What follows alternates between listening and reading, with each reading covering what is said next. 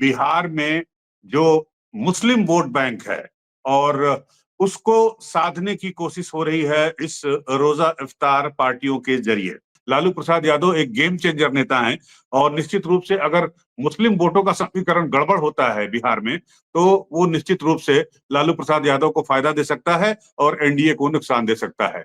नमस्कार दोस्तों, मैं हूं अनूप श्रीवास्तव और आप देख रहे हैं न्यूज नशा।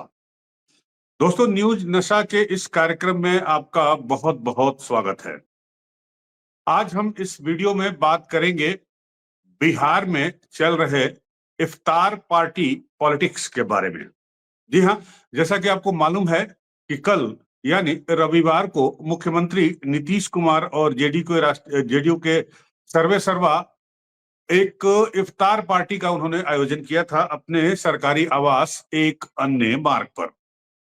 इस बार की रोजा इफ्तार पार्टी में खास बात यह थी कि पिछले 20-25 सालों से नीतीश कुमार ये इफ्तार पार्टी करते आए हैं, लेकिन पहली बार ऐसा हुआ कि मुस्लिम संगठनों ने उनकी इस इफ्तार पार्टी का विरोध किया।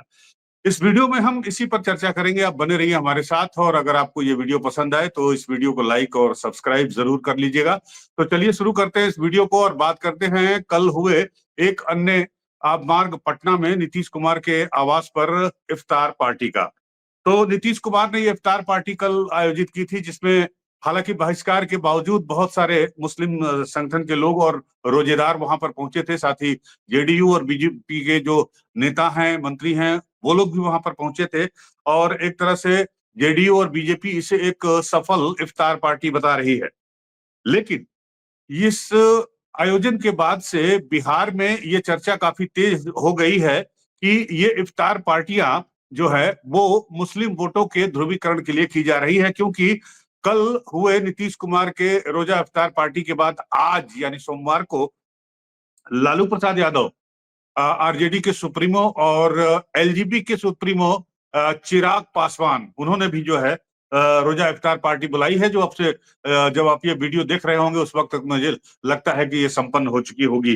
तो कुल मिलाकर 2 दिन में 3 बड़े रोजे इफ्तार पार्टियां, मतलब क्या है? मतलब साफ है कि बिहार में जो मुस्लिम वोट बैंक है और उसको साधने की कोशिश हो रही है इस रोजा इफ्तार पार्टियों के जरिए। हम इस पे बात करेंगे कि आखिर क्यों इस साल 2025 में जो रोजा इफ्तार पार्टियां हो रही है वो महत्वपूर्ण है। वो महत्वपूर्ण इसलिए है कि इस साल 2025 के अंत में अक्टूबर नवंबर में बिहार में विधानसभा के चुनाव होने वाले हैं और इस विधानसभा चुनाव में अगर मुस्लिम वोट परसेंटेज की बात की जाए तो कुल वो 17% है बिहार में और ये 17% मुस्लिम वोट बैंक लगभग लगभग 62 सीटों को प्रभावित करता है। जी हाँ, 62 सीटों में कम से कम 2 दर्जन सीटें ऐसी हैं जहां पर 50% से ज्यादा मुस्लिम वोट है और बाकी जो सीटें हैं उन पर जो है मुस्लिम वोटों की संख्या 30 से 40% है। और यही कारण है कि रोजा इफ्तार की ये पार्टियां इस साल 2025 में बिहार में जो हो रही हैं वो महत्वपूर्ण हो जा रही हैं। थोड़ा सा हमें इतिहास में जाना होगा। जी हाँ, इतिहास में हम चले गए तो अगर बात करें 1990 और 95 की, जब लालू यादव की सरकार थी बिहार में, तो उस वक्त लालू यादव ने एक समीकरण डेवलप किया था बिहार में, वोटों का समीकरण, और वो समीकरण था माई यानी MY, मुस्लिम और यादव का। आपको बता दें कि यादव कम्युनिटी भी बिहार में लगभग 15% के आसपास है, जो शुरू से ही आरजेडी के साथ रही है और इसी MY कॉम्बिनेशन के बल पर लालू प्रसाद यादव ने 1990 और 1995 दोनों में जीत हासिल की। 2000 में जब नीतीश कुमार ने अपनी जेडीयू पार्टी बना ली थी और 2000 में जब चुनाव हुआ और दोनों पार्टियां आमने सामने लड़ी, उस वक्त मुस्लिम वोटों का थोड़ा बहुत बंटवारा हुआ, लेकिन फिर भी जो MY समीकरण था वो लालू प्रसाद यादव के साथ इंटैक्ट था। लेकिन ये परिस्थिति 2005 में नहीं रही और 2005 में मुस्लिम वोट जो है वो छिटका आरजेडी से, MY समीकरण का बैलेंस जो है गड़बड़ाया और उसके बाद नीतीश कुमार सत्ता में आ गए। उसके बाद से ही नीतीश कुमार ने अपनी एक छवि बनाई। वो छवि कांग्रेस की तरह थी, वो कांग्रेस जिसके साथ कभी मुस्लिम समाज या मुस्लिम वोट जो है खड़ा रहता था, तो उस मुस्लिम वोट को अपने साथ करने के लिए नीतीश कुमार ने एक एक अलग से अपनी छवि बनाई और उन्होंने बहुत सारे काम किए, अल्पसंख्यकों के लिए बहुत सारे काम किए और इसी तरह से इफ्तार पार्टियों का आयोजन शुरू किया। मुस्लिम जहां मुस्लिम बहुल क्षेत्र थे वहां से मुस्लिमों को टिकट दिया और अगर हम पिछले चुनाव की बात करें, 2020 की बात करें, तो 2020 में तकरीबन 11% 112 सीट इनको मिली थी, 115 सीटें मिली थी चुनाव लड़ने के लिए। उसमें से 7 सीटें उन्होंने हमको दी थी, जीतन राम मांझी को, और उसके बाद बाकी बचे हुए सीटों में 11 मुस्लिम उम्मीदवार उन्होंने पिछले विधानसभा चुनाव में उतारे थे। लेकिन ये बात अलग है कि उनके उम्मीदवार, मुस्लिम उम्मीदवार हार गए थे।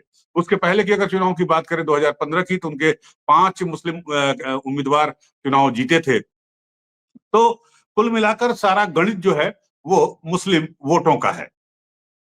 अब पिछले चुनाव की अगर हम बात करें तो इस मुस्लिम वोट फैक्टर में एक नया मोड़ देखने को मिला जब असदुद्दीन ओवैसी की पार्टी AIMIM ने जो है अपने 5 उम्मीदवार सीमांचल में, बिहार के नॉर्थ बिहार का वो इलाका जो बंगाल और नेपाल से जुड़ा हुआ है, वहां पर उसने 5 उम्मीदवार खरीदे थे और खड़े किए अपने, और वो पांचों के पांचों उम्मीदवार उसके जीत गए थे।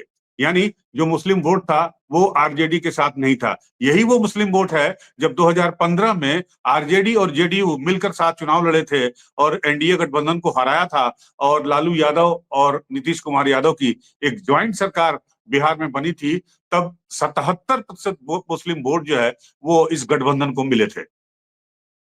लेकिन 2020 और 20 में ये करिश्मा या ये सिलसिला कायम नहीं रहा और 2020 में जो है समीकरण बदले और इसकी वजह से जो है जेडीयू को करारा झटका झेलना पड़ा और जेडीयू महज 43 सीटों पर सिमट गई। बीजेपी सबसे बड़ी पार्टी के रूप में दूसरे नंबर पर रही, जिसने काफी मुस्लिम डोमिनेटेड सीटों पर भी जीत हासिल की और इसके अलावा आरजेडी सबसे बड़ी पार्टी बनकर उभरी और करीब 112 या 111 सीटें उसको मिली थी। यही वजह है कि इस बार 2025 में जो चुनाव होने जा रहे हैं, कई कारणों से मुस्लिम वोटों को अपनी तरफ खींचने की पूरी कोशिश की जा रही है। और आपको बता दें कि जो चिट्ठी लिखी गई नीतीश कुमार को उनके इफ्तार पार्टी के विरोध के लिए, उसमें सबसे बड़ी बात यही आई थी कि मुस्लिमों के भलाई के लिए, मुस्लिमों की बेहतरी के लिए आपने बहुत कुछ काम किया है और बहुत कुछ आपने कहा था, लेकिन बीजेपी के साथ चूंकि अब आप आ गए हैं और वक्फ संशोधन बिल, उस पर आपकी अपनी पार्टी का स्टैंड क्या है, आपने इस पर मुस्लिमों का साथ नहीं दिया, इसकी वजह से हम आपके इस इफ्तार पार्टी का विरोध कर रहे हैं। अब सबकी नजरें आज के लालू प्रसाद यादव के इफ्तार पार्टी पर लगी हुई है, क्योंकि लालू प्रसाद यादव एक गेम चेंजर नेता हैं और निश्चित रूप से अगर मुस्लिम वोटों का समीकरण गड़बड़ होता है बिहार में, तो वो निश्चित रूप से लालू प्रसाद यादव को फायदा दे सकता है और एनडीए को नुकसान दे सकता है। तो लिहाजा मुस्लिम वोट को इंटैक्ट रखने के लिए नीतीश कुमार का ये रोजा इफ्तार पार्टी काफी महत्वपूर्ण हो गया। हालांकि लोगों का कहना है कि जो चिट्ठी भी लिखी गई वो फर्जी चिट्ठी लिखी गई, उसे बाद में सोशल मीडिया पर वायरल भी किया गया। लेकिन कुल मिलाकर जो उपस्थिति रही वहां पर पटना में एक अन्य मार्ग पर नीतीश कुमार के रोजा इफ्तार पार्टी में, वो काफी मतलब रिमार्केबल थी, ऐसा कहा जा रहा है बीजेपी के नेताओं के द्वारा भी और जेडीयू के नेताओं के द्वारा भी। लेकिन आज जो लालू प्रसाद यादव के यहाँ इफ्तार पार्टी है, उसके बाद ये तस्वीर साफ होगी कि आखिर जो है बिहार में मुस्लिम वोट जो है उसका ऊंट किस करवट बैठ रहा है या बैठेगा। तो कुल मिलाकर चुनावी साल में इफ्तार पार्टी की पॉलिटिक्स जो है वो काफी दिलचस्प हो गई है और देखना ये होगा कि नीतीश कुमार, जिनकी एक धर्मनिरपेक्ष छवि शुरू से बनाने की कोशिश की गई या बनी हुई है बिहार में, उस धर्मनिरपेक्ष छवि को जब ये एक बार फिर से बीजेपी के साथ आ गए हैं, तो उसको लेकर खासकर मुस्लिम जो इस बात का विरोध कर रहे हैं वक्फ संशोधन बिल को लेकर, उस पर जो है नीतीश कुमार के साथ क्या होता है और साथ ही साथ बीजेपी का इस पे क्या रुख होता है, इस बात पर भी बहुत कुछ डिपेंड करेगा। लेकिन ये बात तय है कि इस साल बिहार में जो चुनाव होने जा रहा है वो काफी दिलचस्प होगा और वोटों के लिहाज से भी, समीकरण के लिहाज से भी, सीटों के लिहाज से भी, उम्मीदवारों के लिहाज से भी, और सबसे बड़ी बात मुख्यमंत्री कौन बनेगा इस चेहरे के साथ भी, कि आखिर चेहरा कौन होगा। क्या वाकई नीतीश कुमार मुख्यमंत्री बने रहेंगे एक सर्वमान्य नेता के तौर पर बीजेपी के लिए भी और जेडीयू के लिए भी, बिहार की आवाम के लिए भी? ये देखना बड़ा दिलचस्प होगा। फिलहाल तो इस रोजा इफ्तार पार्टी पर सबकी नजरें टिकी हुई थी। तो कुल मिलाकर हमारी भी नजरें बनी रहेंगी। हम बिहार के बारे में आपको बताते रहेंगे, बिहार की पॉलिटिक्स में क्या चल रहा है इसके बारे में बताते रहेंगे। आप बने रहिए हमारे साथ, और अगर आपको हमारा ये वीडियो पसंद आया हो तो हमारे इस चैनल को लाइक और सब्सक्राइब जरूर करिएगा।